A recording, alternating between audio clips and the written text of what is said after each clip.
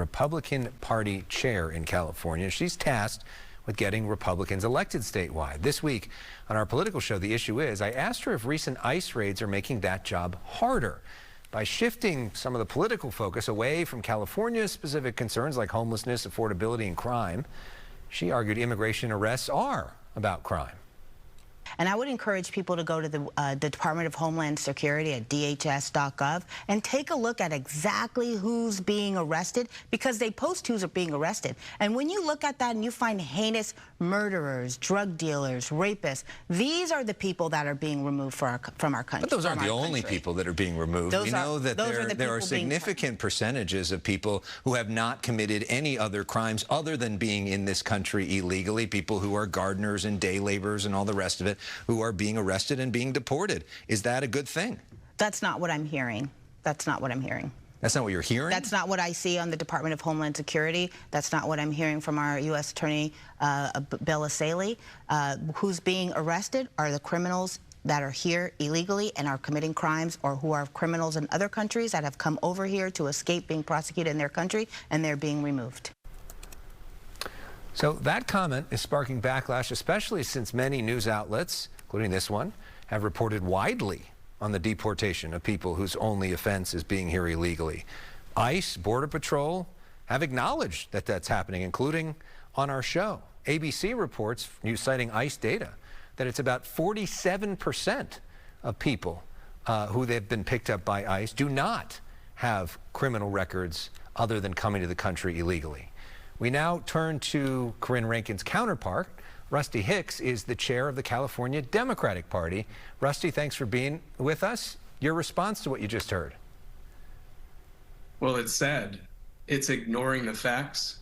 It's ignoring her eyes, but not surprising for a long-time supporter of President Trump. I mean, the reality is when Stephen Miller calls for 3,000 deportations every single day, ICE agents, masked ICE agents, have no choice but to run through the streets and grab anyone and everyone that they can find.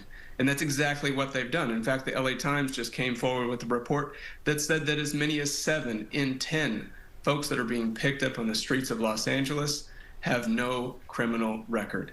And so these are gardeners and garment workers, construction workers, farm workers, street vendors, anyone walking down the street has been targeted by ICE agents, and it's simply unacceptable. That is what is truly sad. Yeah, there's a lot of people, though, who see this that say it's unacceptable that they're in this country illegally in the first place, that you have no right to be in this country without documentation, and this is the risk you run for doing that.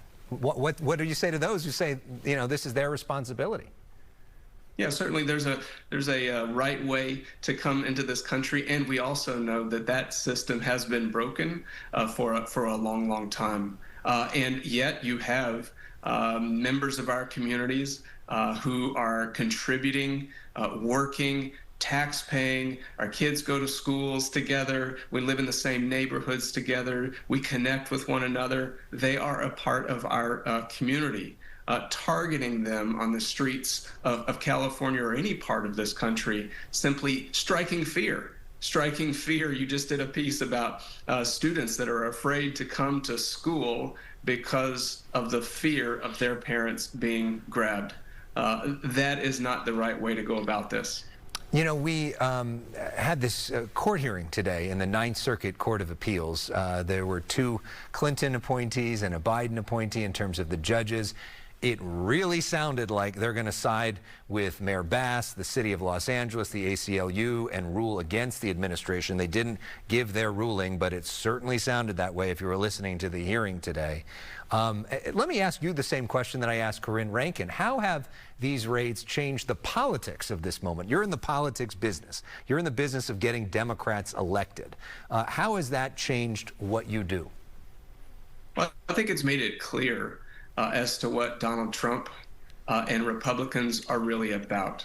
What their focus is, they are willing to create a manufactured crisis in a democratic city, in any city, in order to go beyond the bounds of constitutional law. And you don't have to be a legal scholar to know that they have clearly stepped over the bounds in time and time again. I think what it means is that we have to get ready for the fight that is coming in 2026. The House once again runs through California. California Democrats have been organizing since the day after the last election to get ready for the next one. And that's exactly what we're going to do. Well, let's talk about that 2026 race. So there is talk that in the state of Texas, that the Republicans there are going to gerrymander their districts to get more Republicans in the House and fewer Democrats in the House to change the rules in the middle of the decade. So now there's talk that California Democrats say, if you do that, we're going to do the same.